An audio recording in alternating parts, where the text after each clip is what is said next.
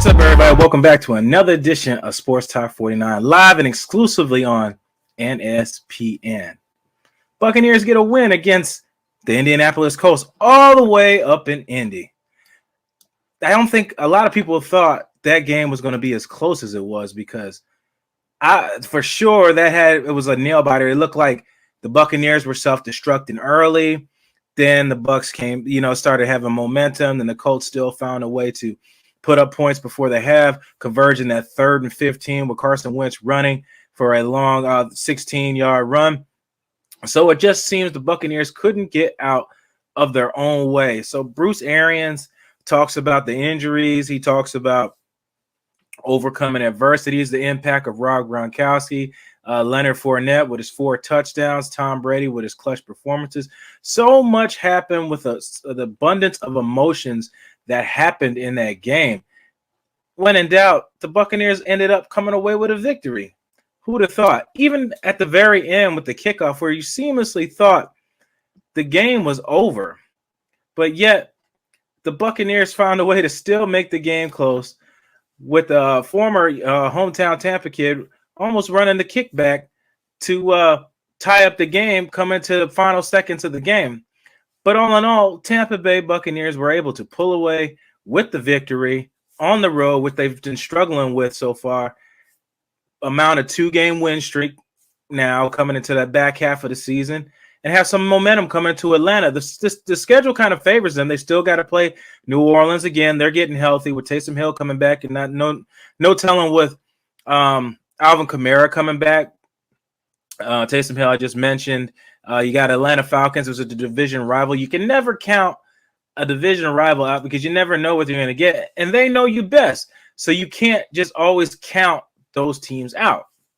But in this game, they shut down Jonathan Taylor. I said in pregame at the NSPN watch party at Ducky's on Kennedy Boulevard that they needed to hold Taylor under 100 yards. Check mark. They checked the box. But the Colts also did something I didn't expect. They expected the Tampa Bay Buccaneers to stop them and game plan for that. Hence why Carson Wentz had over 35 attempts later on in the third quarter going into the fourth quarter. They prepared for the Tampa Bay Buccaneers to stop their run threat and stop them being able to get the ball in space to Jonathan Taylor, the back at the backfield, and come away with that victory. But later on, they also went back to what they know. What got them here, as the announcer said on that game. You ran Jonathan Taylor in the later fourth quarter to end up tying the game up with the Jonathan Taylor. They basically just said, here, tie this game up for us. We put the team on your back like a backpack and carried the team to a tie. And they did. And I know that had to be a relieving feeling for Jonathan Taylor being able to do that. But sadly, you give Tom Brady the ball back in such a small amount, under 3 minutes to go in the game on the line. He's done this time and time again. Yes, he's had a couple of rough ones, coming back in the game, mainly earlier in the year against the Saints, where he threw an interception late in the game where he had a chance to take the lead in the game. But Tom Brady is Tom Brady, and that's why you brought him here. Captain Clutch, Captain Get Her Done, Captain whatever you want to call him. Tom Brady just does whatever it needs to be done. And a lot of it was on the back of Rob Gronkowski and Leonard Fournette. Those guys helped this team tremendously. It's good to see not the usual suspects contribute in this game. Even Ronald Jones found a way to get in the end zone. But Leonard Fournette with the 4 TDs, Fournette changed from Lombardi Lenny to 4 TDs. Four TDs. Fournette to 4 TDs. So it's real interesting. Let me stop yapping and let you hear what Bruce Arians has to say. Updating us on guys like Devin White or Jamel Dean, Stinney, any guys you think you'll get back this week, that sort of thing? Yeah, I doubt Stinney. We'll see. He's an MRI this morning. Devin, we'll see. We'll limit him Wednesday and Thursday and see what he can do. He did finish the game, but it wasn't Devin, but he did finish the game and gutted it out. Dean, again, he's a wait and see guy, with a bruised shoulder, but it doesn't look like there's any structural damage. So it's just gonna be a pain tolerance thing. So that's pretty much it. Mike Edwards bruised his knee on that kickoff return tackle, and we'll wait and see on him. Okay. And, Leonard Burnett has been such a big part of your offense this year. I mean, he's got almost 1,000 total yards. I think he's got more catches than Mike Evans. So what is he's played really well. It's good to have him, but what has sort of precipitated that? Are teams across the league just, going to make you run the football? Like, kind of take us through why you think Lenny has had such a big start. Well, I think our blocking unit did a hell of a job, and he finds the holes. He's a 240-pound back that can run. And then usually he's coming out of the backside of Mike Evans' side. And he's getting doubled. So you're going to have soft coverage. And those 4 and 5 yard checkdowns turn into 11 real quick. And he breaks a tackle like he did in a 2-minute drill and it's 13. So don't force it down the field. Right. So he's doing a heck of a job in the passing game. It was a nice catch and run on the touchdown. That really good throw by Tom. And he's just playing at a really high, consistent level. He's doing a good job as a pass protector also. Thanks, Bill. We'll go to Greg Allman. Bruce, I just want to check with you on your options on returns. I know you guys had lost Mickens last week, and then we got an update that Jalen was getting evaluated for concussion. So we're just checking how he's doing, first of all, and then what your other options might be for Sunday if he can't go. He's in the protocol. We'll just wait and see how it goes. Obviously, if he clears the protocol, he'll be the guy back there. If not, Gio would take over the kickoff return, and Scotty Miller would probably do the punt returns. Thanks very much. Yep. Next, we'll go to Jenna Lean.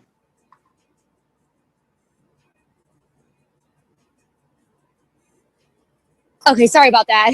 There were some signs by Coach. A lot of times there's a saying that you can win and lose games, particularly in the fourth quarter. Your team obviously won in the fourth quarter. Can you just talk about from a coaching standpoint, how it's different anytime you're in a tight game like that, just kind of what you need to kind of be on the lookout for and things like that when you're coaching in the fourth quarter? I think you just have to stay on top of the situations in the game and the way the game's being played. You look at the 2 last road wins, Philly, I think we got it back with 6 minutes and ran out the clock. We could have obviously scored and gone up by 9, but we didn't have to. And this one, it was just a matter of taking that last 3 minutes and 30 seconds, whatever it was, and getting in field goal range. Probably hindsight, I would have got on the headset and told Leonard not to score so that you do take all the time off the clock and kick the field goal so that you don't have that kickoff return. And then also hindsight, we would not kick that ball deep. Next, we'll go to Ira Kaufman. Bruce, you took the road route last year to the Super Bowl, so you proved you could do it. But, Bruce, you're 5-0 at home this year, big wins every time. And now there's full stadiums. So, Bruce, in terms of what you're telling your guys, is it more important than ever to get one of those top seedings this year in terms of getting some home games? There's no doubt about it. I respect the old days. It's only ever happened a couple of times in the history of the league where I was with Pittsburgh and we went to the Super Bowl and won with all the road games. I think the Giants might have done it, but that's not very easy. That's a very hard thing with fans. And, people forget, everybody talks about our road wars. We're, 500 on the road right now. That's pretty damn good in the old days when there's fans in the stands and you go to win a place like Philly and you go to win a place like Indy. Those are hard stadiums to win in. So home field advantage in the playoff is a huge, huge advantage. And Bruce, would you agree with me that that win yesterday, it's like I got a little bit of a different feeling with all due respect to the Giants and the Bears, Bruce. This one was different in terms of testing, whether you're a championship team or not. Yeah, I don't think there's any doubt just because of the injuries that happened so early in this game and the people that had to step in and play. So I think this was a team that was on fire at home in a really loud game, and we were able to sustain it. And it wasn't pretty in the first half, and they never are on the road. You just got to keep finding ways to win. And when you come out with a +3 turnover and only have 4 penalties, that's pretty good. You got a chance to win. Thanks, Bruce. We'll go to Scott Reynolds. Bruce, given Jamel Dean's shoulder injury, is there a chance Carlton Davis can possibly go this week? Is that too soon for him to be back, or are you optimistic that he might return? No, he had a real good week of practice last week, and we'll see how this goes. He had a great workout before the game, so right now I'm hoping he'll be ready to roll. Can you talk about 2 plays in special teams yesterday? Scotty Miller's not known as a gunner. I think he's only done it a handful of times. But for him to be pressed into duty and go down there, didn't have to make a tackle, Bruce, but he was Johnny on the spot and getting the fumble recovery. And then also Mike Edwards, who's been known for being in the right place at the right time, creating turnovers for you guys on defense, being in position to make that tackle and getting the guy out of bounds. Yeah, there were big plays, and I got to give Scotty credit. That fumble recovery, he was down there, beat double press, and used his speed. And then obviously Mike, I think he hit top speed of his life chasing the guy on the kickoff return, and thank God he did. But again, Scotty too, he had a big block on Gronk's 3rd down run on that short pass. So yeah, it was good to have them both back out there. We'll go to Joey Knight. Coach, the way your safeties have stepped up this year, whether it's Mike Edwards, like you just talked about, and him playing the slot corner and Antoine making the catch, I don't want to overstate it, but have they become kind of the unsung saviors of your defense to this point? Of the back end, for sure. The defensive line, I thought they dominated this game up front. And, until the 4th quarter, that one drive where we got out of our gap a couple of times, but it wasn't the D-line. But yeah, the safeties are playing at a very good level for us right now. Gronk said that interception by Antoine was one of the best catches he's ever seen by a defensive back. How do you rate it? It's up there, man. I mean, 5'11", or if it's stretching to 5'11", over 6'4", and if I'm the quarterback, I'm throwing that up every time. And most times that receiver's coming down with it or it's broken up, but to go up over top of him and catch it, and then the great job on the return too. So that's one of the all-time best I've seen. We'll go to JP Peterson.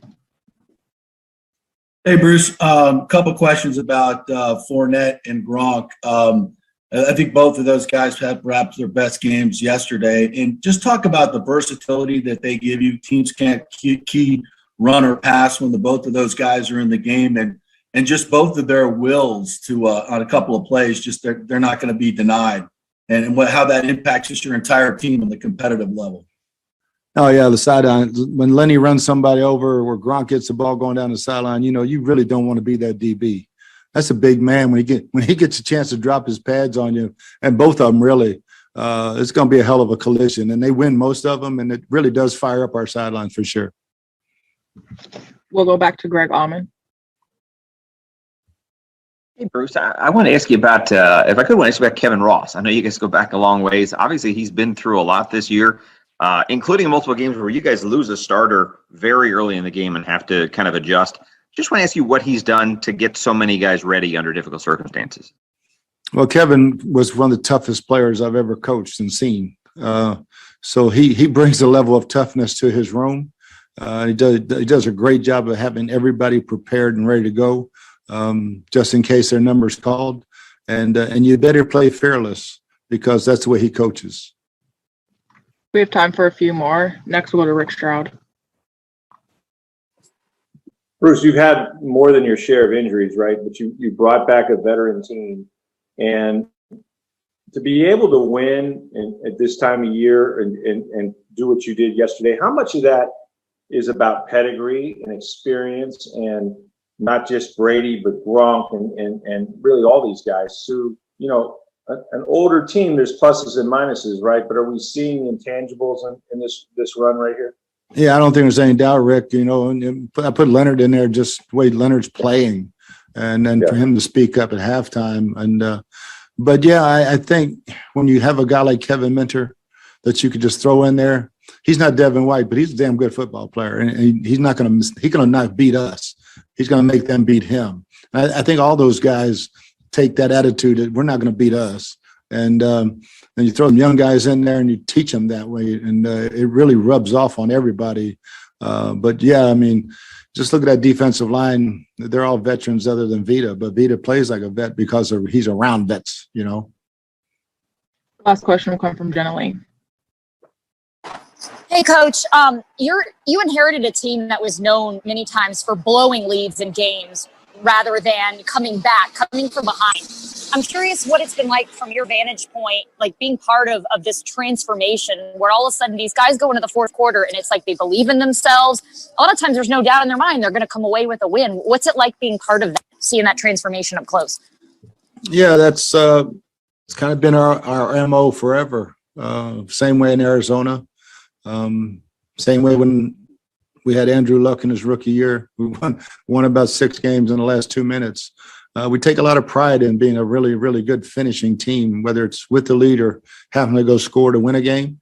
And we talk a lot about that. So, situational football, especially 2 minute, is critical, and 4 minute offense is the same. So when you have quarterbacks like been fortunate enough to be around that can will themselves on the rest of their teammates, it makes it a lot of fun. All right, that's all we have for today. Appreciate you taking the time, Coach. Thanks, guys. Bruce Arians, like I said, I could go through all of that, what he was talking about earlier. I just rather you guys hear it, from him about all the things that they had to overcome in this game, things that they were looking at, the play of other guys and things like that. And it does play a huge staple in what you're going to be coming into the playoffs. What kind of team do you want to be coming into the playoffs? We're playing a hot team like the Indianapolis Colts. You were able to, fight out a hard-fought victory in that game. And those are sometimes you're going to have to do that in those games. And that was one of those games where it came down to every stretch of the game. You had to find ways to come away with a victory with trying to, keep a hold of the division, trying to keep a hold of the team's continuity and confidence, and keeping the fan base at ease, coming into the back half of the season, guys coming off injuries. You see they mentioned Carlton Davis. Devin White's still kind of banged up. Even Vita Vea got the tooth knocked out of him after getting illegal hands to the face that was not called. But this team has shown a lot of resilience regardless of how it's looked up and down of the season, and Jamel Dean with the shoulder injury. Also, we'll see what that is. Pain tolerance, like you said. So this team is still having to overcome adversity. And that builds character because you're not the hunter anymore. You're the hunted, being the Super Bowl champs, winning the first ever Super Bowl in your home stadium, even in a COVID year against the Chiefs, coming back-to-back Super Bowls. So it's a lot of things going on. They got the next game up, Atlanta Falcons. I'll break down that, and I'll take a look at some tape and see where the Bucs can go in that game. You never can overlook any opponent. Atlanta has shown been streaky at times, coming up and down, not sure on where they play at or what pecking order they are in the game. So I look forward to seeing my winning angle and some of my perspectives of the play that's happened over this weekend and what's been happening all season. So that's pretty much all I got for this. I just wanted to give my own analysis of the game. Big shout out for Nick Levette, young kid out of Rice.